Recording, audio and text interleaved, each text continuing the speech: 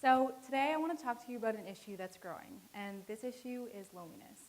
I want to talk to you about it because I think that in our culture, it's something that's breaking our hearts and we rarely talk about it. So for everyone out there who's ever been alone or felt lost, tonight this one's for you. We face thousands of choices every day, to the point where when I walked into the candy store to buy some jelly beans for a friend, there was thousands of choices. There was red jelly beans, yellow jelly beans, every flavor kind you can ever imagine, and thousands of choices for it. And then you add in the fact that with these choices, we are 1 in 7.3 billion people in this world. So if you're one of those little pieces of candy in that store, multiply it by 720,000, and this is you in the world. It gives Lost in the Crowd a whole new meaning. So with all of these people and with all of these choices in the world, no wonder it's so easy to feel so alone. To the point where loneliness has more than doubled in North American culture in the last 20 years. There's many different theories for this. Some people say that social media is the problem. Psychologists like to call social media the root of all evils, where if you join Facebook or Twitter or Pinterest, that you're going to join into this spiral or vortex that'll end up in you feeling sad and lonely and depressed. And yes, this does happen, but there's just as many adorable pictures on the internet, many positive ways to use social media. It's a choice whether you use it in a positive or a negative way, predetermined before you ever go online. Studies also like to say that food is the issue here, that if you choose the right diet, it'll all be fixed, that if you boost your amino acids and if you get enough sunshine and if you balance your blood sugars and try any one of these 500,000 diets out there, that it'll all be better. But that's not really it either. That's not the root of the problem. Sure, it might help us fix it at the end of the day, but it's not what got us there in the first place. So what is it that really causes these feelings of loneliness and sadness?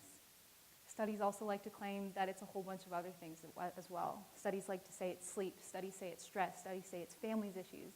Studies say it's hereditary and unavoidable. Studies say it's the clothes you wear and the friends you choose. And studies say that it's absolutely unavoidable. And all we're doing is running around and pointing our fingers in a million different directions here when there's just one problem. It's just too much. That's it. We have created a society of prosperity that drowns us. And we get lost in it. We feel very alone in it. And so at the end of the day, it comes down to communication. This is what I go to school for. This is what I love. This is what I do. And ladies and gentlemen, we are no longer part of a culture that values discourse and communication. We are part of a public sphere that is dominated by public screens, and it controls us. And this has a couple of implications. We lose those moments of pause, those moments of self-reflect where we can think on who we are. We don't even sit through TV commercials anymore. We fast forward right through them. We're too distracted as a culture to even allow ourselves time to be distracted.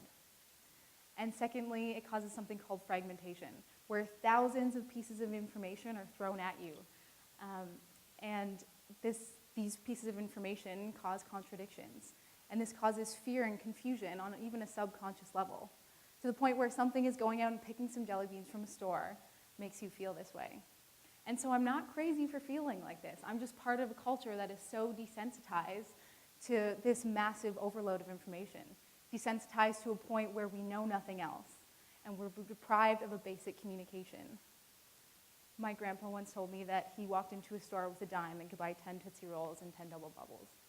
That is simplicity. That is a life where there's room for real connection and real communication. But we can't go back. We have traded in our value for quantity, simplicity for prosperity, and self-worth for economic growth. And we pretend it's normal when it's not, and we pretend it doesn't hurt us when it does, and that is why we feel so alone. So if I can leave you with one thing, know this: the grass isn't always greener. We will be faced with thousands of contradictions in our life, and it's not how we were meant to live, it's just how we have to adapt. And if we can accept that, then know that the grass is greener in the sense that there's hope. We can put those moments of pause in our lives and put a pause in those communications, these massive communications that we're surrounded in. And maybe then we won't feel quite so alone. So, this is for everyone who did or will or does feel lost along the way. This is for the sad, the lonely, the unsure, or the weak. This one's for the wealthy and the talented and the sure. This one is for everyone who's just felt alone or had a bad day and not sure where they want to go. This one is for every friend who didn't make it because they didn't know how to function in this world of new abundance. This one tonight is for me. And well, this one's for you.